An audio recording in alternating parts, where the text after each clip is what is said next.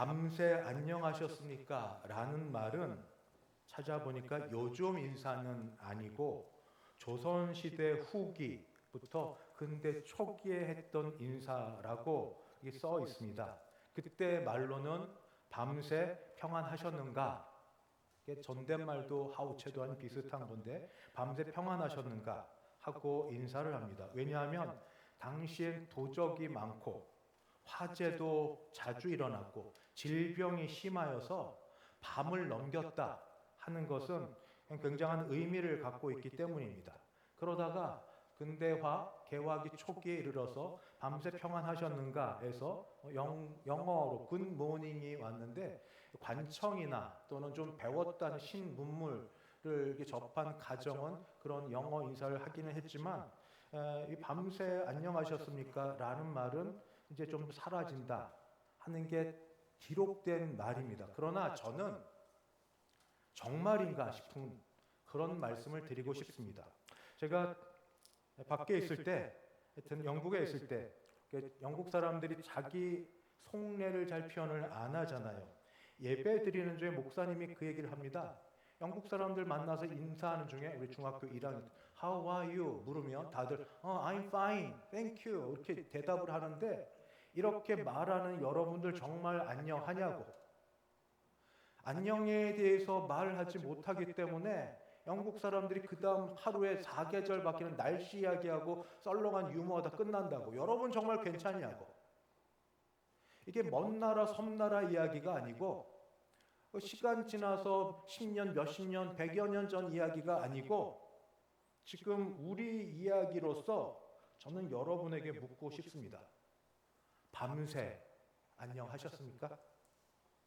교회 식구 되신 여러분이나 가족들이나 여러분 개인이 안녕하십니까? 요즘 정말 별일 없으십니까? 그렇다면 너무 감사하고요. 근데 제가 경험하는 여러분은 저한테 전화 올 때쯤 되면 저는 굉장히 긴장이 됩니다. 좋은 일로 또는 어떤 일들 하기 위해서 전화 주실 때도 있지만 고민하다가 전화 주실 때가 있어요. 그때는 겪어서 더 이상 어떻게 하지 못할 때 본인이 어떻게 못하는데 다른 분을 통하여서 그래도 목사님께 기도라도 한번 받아보자 하는 그런 마음으로 전화 주실 때 저는 그런 전화를 종종 받습니다.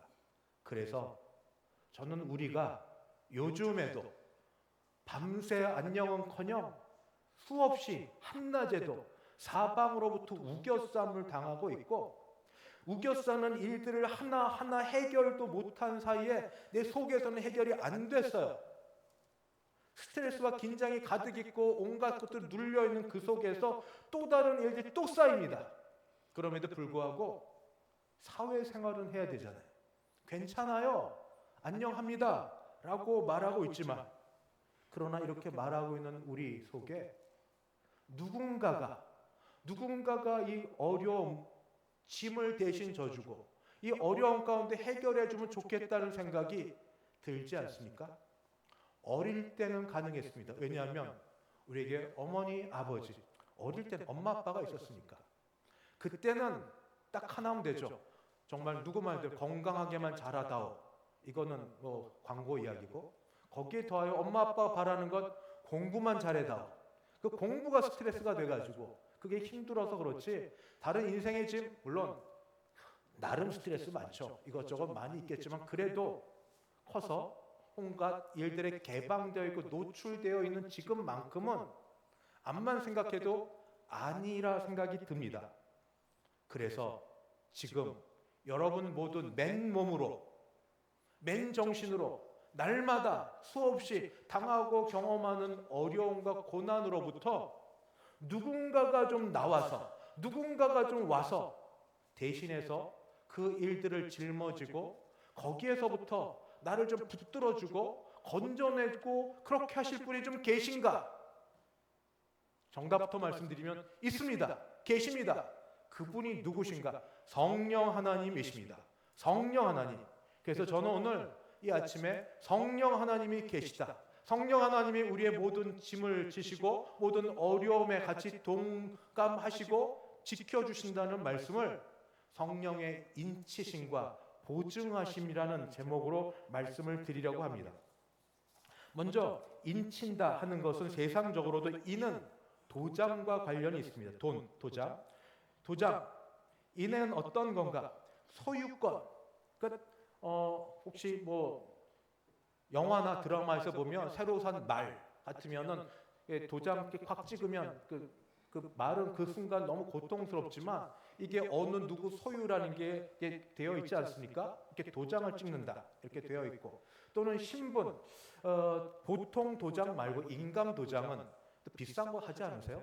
그래도 좀 더 좋은 것으로, 왜냐하면 막도장과 비교할 수 없을 만큼 가장 중요한 도장이니까 이 도장은 신분을 가리켜서 그 도장이 얼마나 영롱하고 화려한 색깔을 입고 있느냐에 따라 자기가 드러날 수 있어서 그렇게 되기도 하고, 권위를 드러내고, 보통 도장 옥새 같으면 임금님이나 갖고 있는 도장이고, 진정성, 다른 게 아니라 도장을 가지고 이 사람이 어떤 것을 정말로 원하는지 보여줄 수 있으니까, 마치 에스더 이전에 아하수에로 왕이 도장을 찍고 나선 도무지 어떻게 할 수 없는 것처럼 바로 그렇게. 근데 오늘 말씀에서는 도장 찍는 그 일을 누가 하시는가? 성령이 인쳐주신다고 말합니다. 고린도후서 1장 21절 22절을 제가 다시 봉독합니다. 고린도후서 1장 21, 22절. 우리를 너희와 함께 그리스도 안에서 굳건하게 하시고 우리에게 기름을 부으시니, 기름 부었다는 게 성령을 부어주셨다는 겁니다. 성령을 보내주셨다는 겁니다. 이는 하나님이시니 그가 또한 우리에게 인을 치시고 보증으로 성령을 우리 마음에 두셨느니라. 인치시고 보증하셨다 하는 게 바로 성령으로부터 말미암았다 하는 말입니다. 고대에도 인이 치는 것이 소유권, 신분, 권위, 진정성이었다면 성령께서도 우리 가운데 인쳐주심으로 바로 딱 치고 너는 내 것이라고, 너는 세상 어디 가운데 너는 내 것이라고 그렇게 인쳐주시고 보증해주시고 보장해주시면서 마지막 날까지 지켜주신다는 그런 확신이 바로 인쳐주심입니다. 여기에 더하여서 보증도 마찬가지입니다. 고린도후서 5장 5절을 한번 제가 더 봉독합니다. 고린도후서 5장 5절. 곧 이것을 우리에게 이루게 하시고 보증으로 성령을 우리에게 주시니는 하나님이시니라. 보증이란 말은 지금 원어에서 아라본이라고 하는데, 거래를 지불할 때 거래 가운데 최종 지불을 보장하는 그런 보증금, 계약금과 같은 겁니다. 집을 매매할 때 처음부터 모든 돈을 다 지불하지는 못하죠.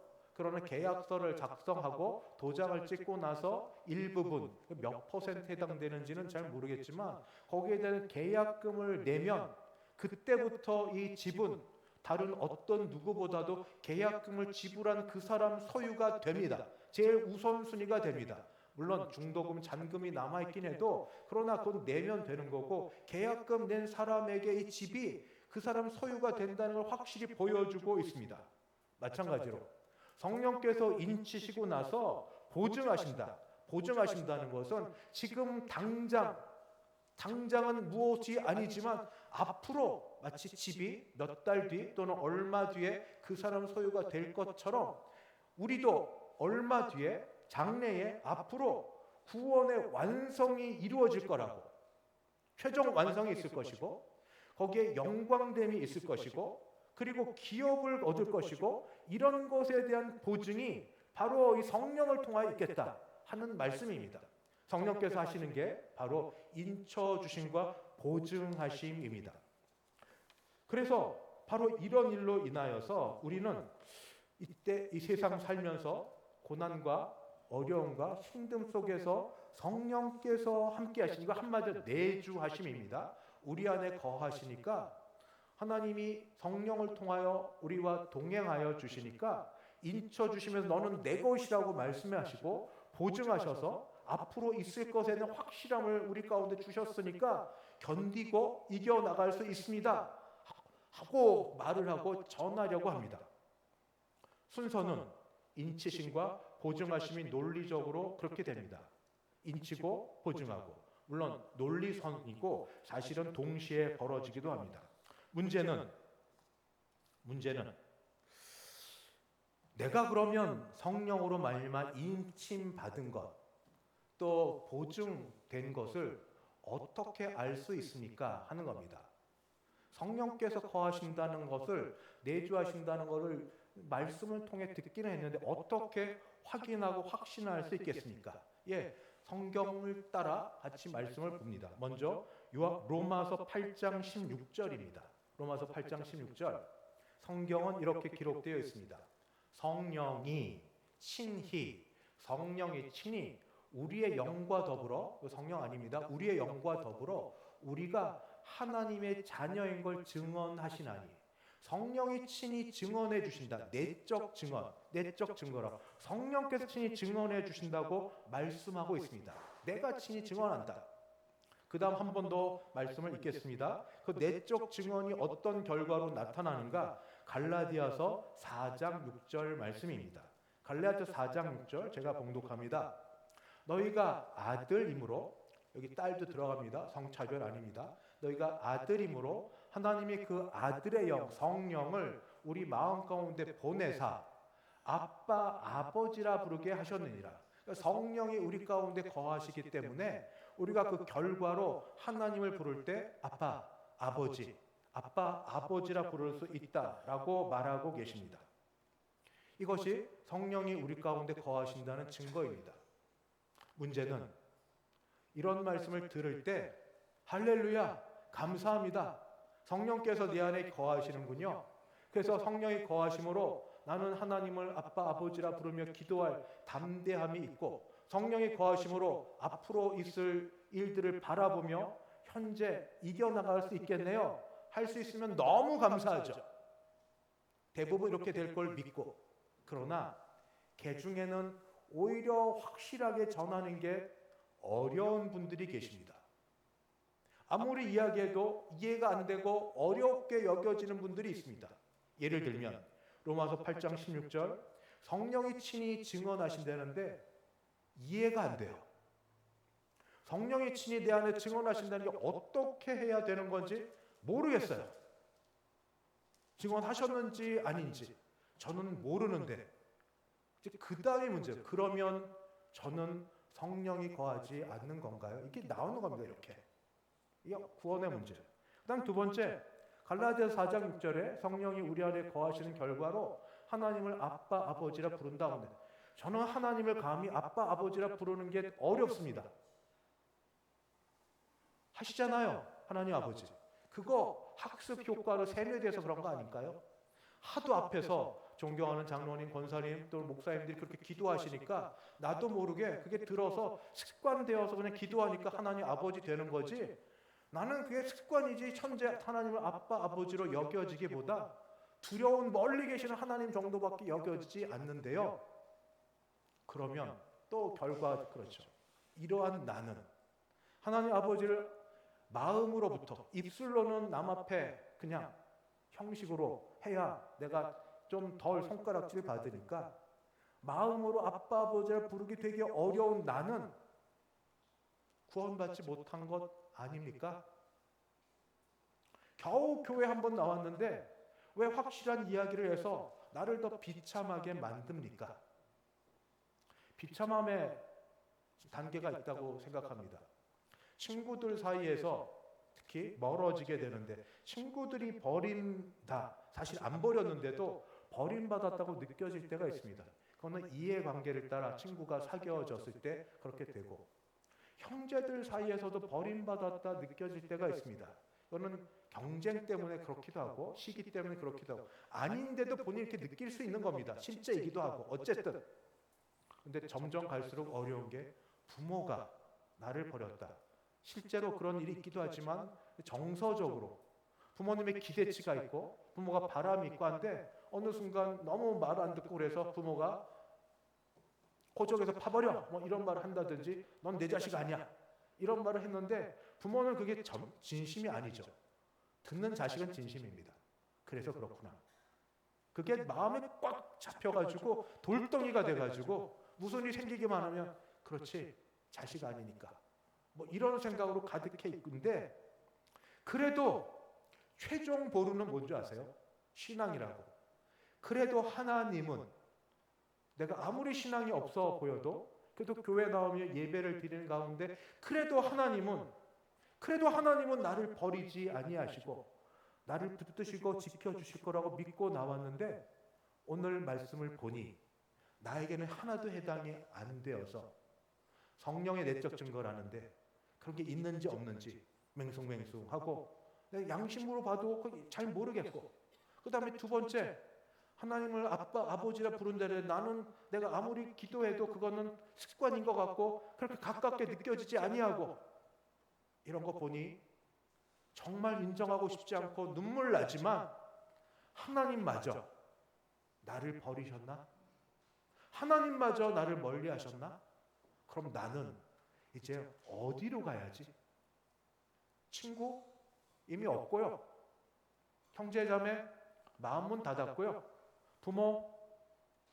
그냥 같이 살거나 연락 주고받지만 이미 감정 없고, 그래도 마지막, 아무한테도 말하지 않아도 마지막, 하나님.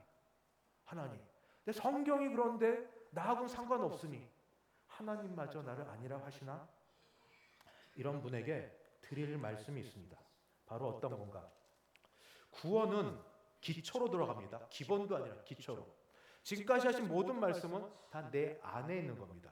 구원은 내게 달려있지 않습니다. 구원 받으면 나에게 있지 않습니다. 나의 감정 상태가 조증이 돼서 이렇게 올라가든지 울증돼 바닥에 떨어지든지 나의 감정에 달려있지 않습니다. 구원은 나의 선행과 공로에 달려있지 않습니다. 헌금 많이 해서 내가 그래도 교회 나오는 것처럼 되든지, 드릴 헌금이 없어서 쭈그리고 저쪽에서 창피해서 그냥 눈 감고 있든지, 봉사를 많이 하든지 못하든지 그거 상관없습니다. 구원은 나의 확신이 있어서 이러면 됐습니다, 아멘, 할렐루야, 믿습니다, 아멘, 이런 걸 안 해도 또는 하도 이런 거 상관없이 구원은 나에게 달려있지 않습니다. 구원은 어디 달려있습니까? 내 밖에서 이루어집니다. 내 안에서 감정과 확신과 행위와 이런 게 아니라 내 밖에서 이루어집니다. 어떻게 이루어집니까? 바로 내 밖에서 예수 그리스도께서 십자가에서 죽으심으로, 죽으신 주께서 부활하심으로 구원이 이루어집니다. 아멘. 구원은 다른 데 있지 않습니다. 내 안에서 종교성이 있든 없든, 행위가 있든 없든 아무 상관없습니다. 선행을 하든 아니든 아무 상관없습니다.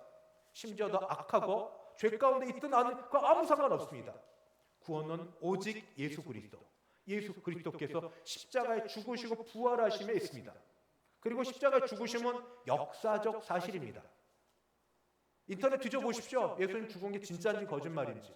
아무리 거짓이 횡행해도 역사적 사실을 부인하는 사람은 없습니다. 부활하심이 그런 거짓인가? 육신의 부활도 확실합니다.